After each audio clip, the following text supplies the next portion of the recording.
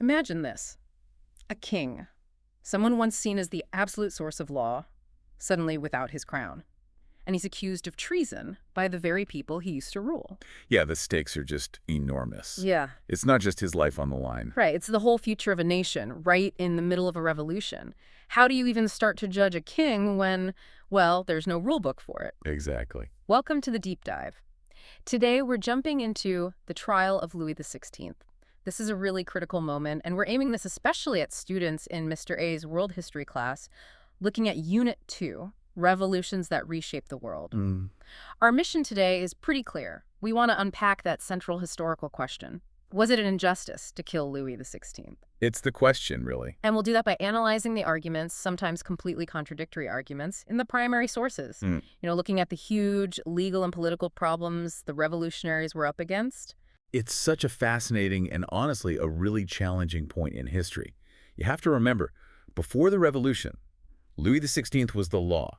His word was final. Right. Now, suddenly, he's a former king. And he's being charged with crimes that supposedly happened while he was still reigning.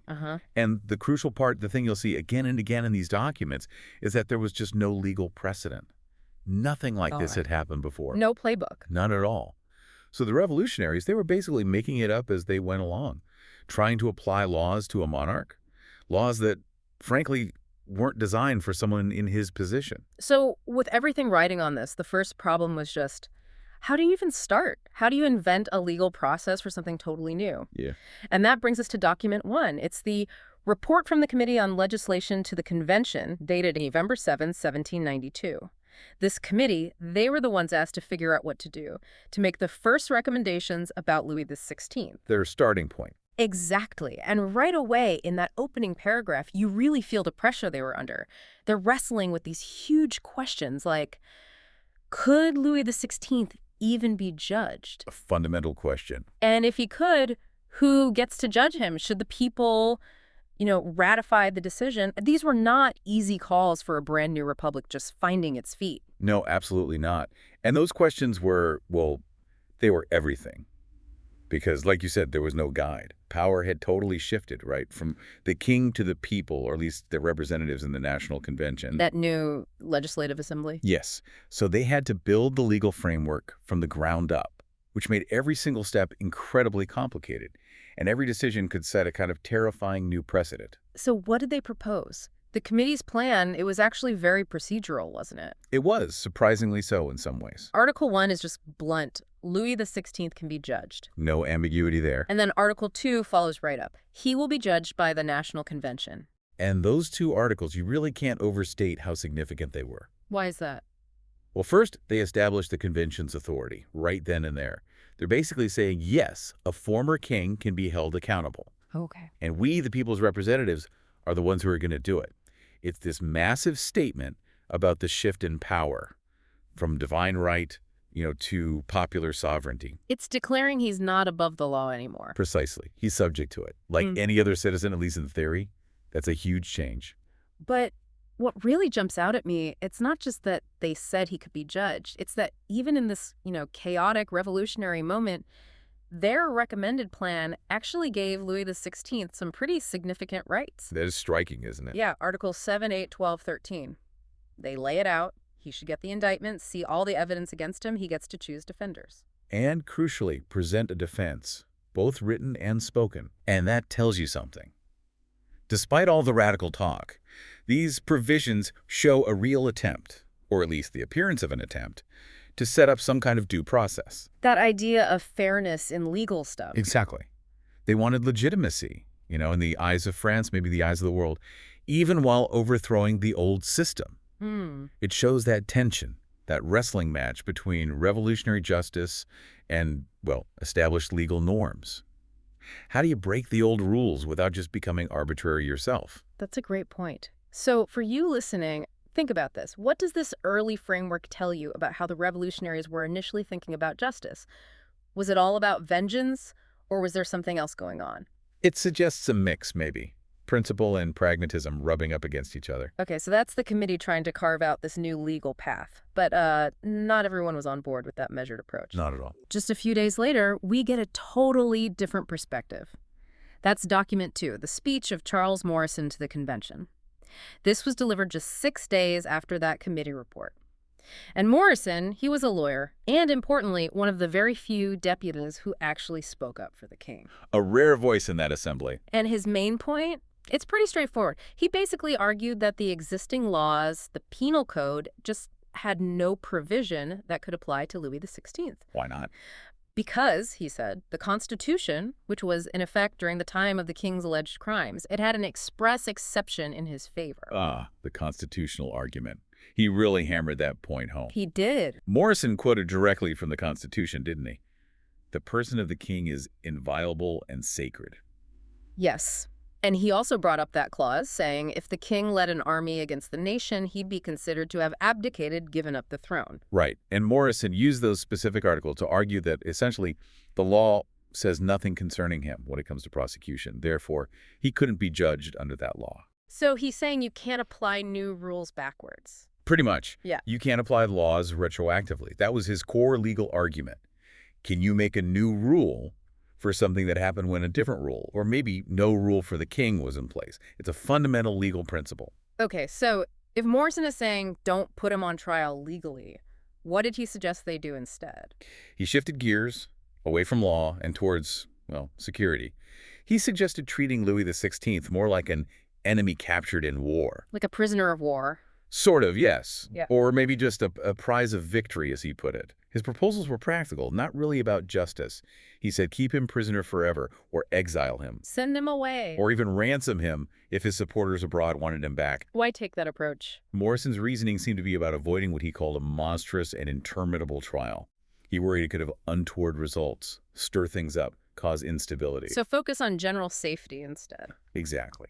Keep the Republic safe, avoid a messy, unpredictable trial. It was a pragmatic path, maybe less legally complicated in his view. So, for you listening again, how does Morrison's argument balance these legal ideas, like the Constitution, with the practical demands of a revolution? Is he just trying to protect the king, or is there a principle at stake?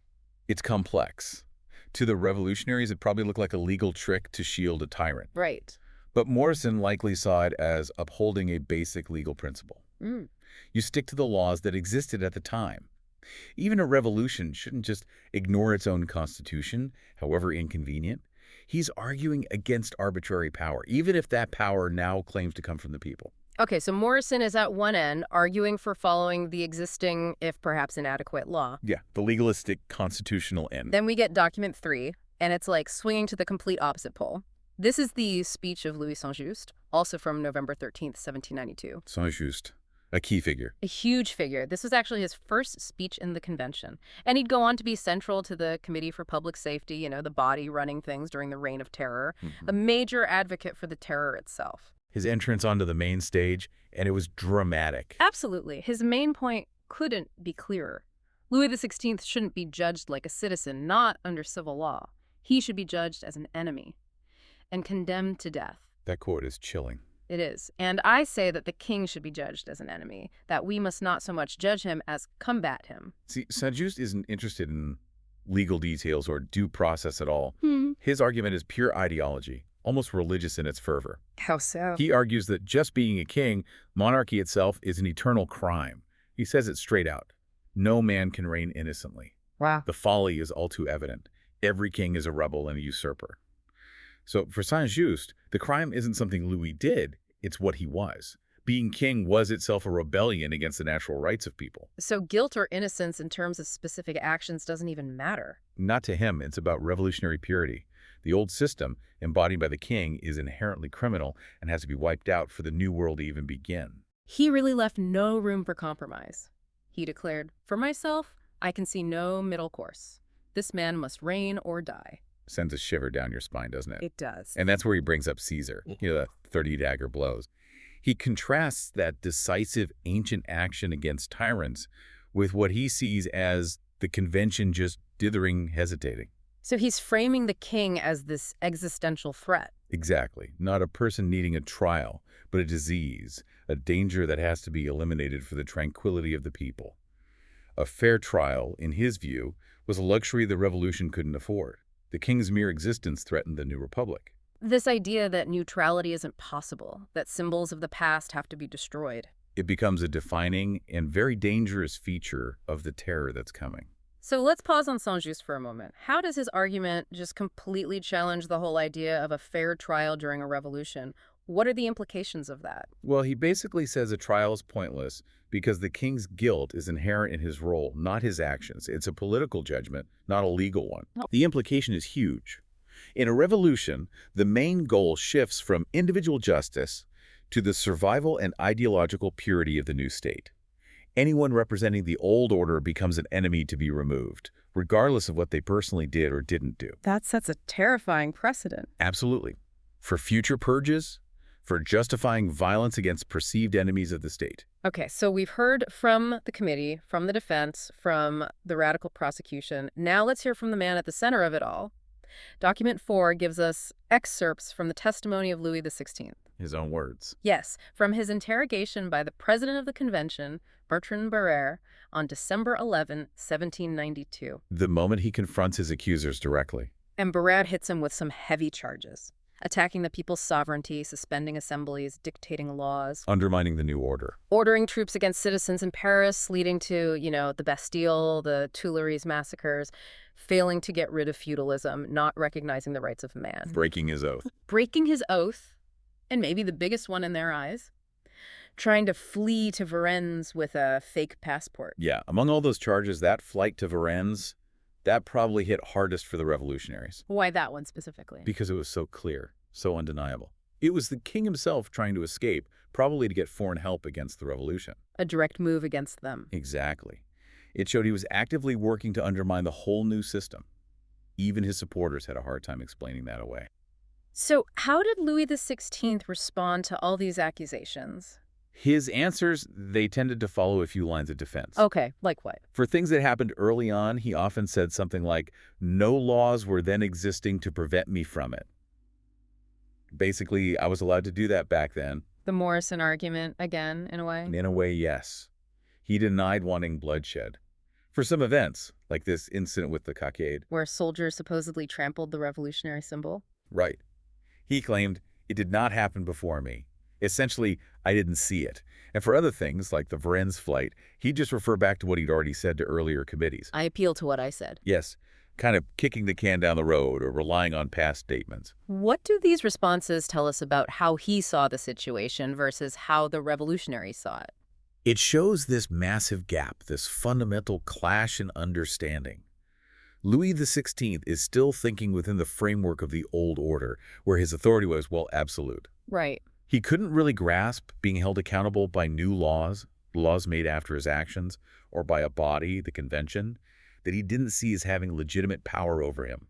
He seemed to genuinely believe he was acting within his rights as king. But the revolutionaries... They were operating in a totally different universe. Yeah. Their starting point was the sovereignty of the people. They were demanding accountability based on their new rules, their new power. So it was like two worlds colliding. Completely. No common ground, really. Yeah. No shared understanding of law or legitimacy. Given that huge disconnect, how effective could his defense possibly have been? He's speaking one language, they're hearing another. Realistically, it was probably doomed from the start.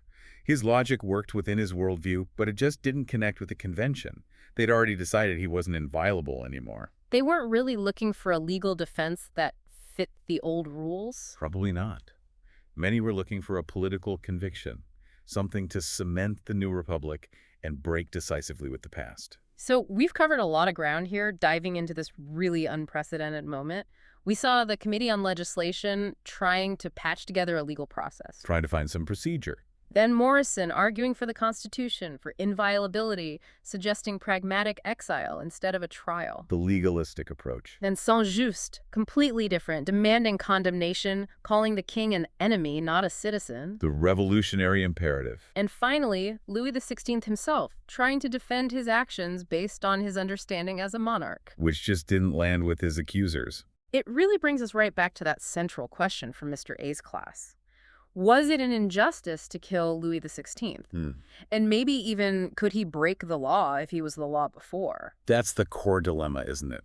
The heart of this whole deep dive. This whole episode really throws into sharp relief the clash between different ideas of law and justice during the revolution. Were they aiming for legal justice, applying existing rules, or was it political justice, getting rid of a symbol? Or even revolutionary justice, a radical act they felt was necessary for the Republic to survive. Which one do you think won out in the end, and why? I think it's pretty clear that revolutionary justice carried the day.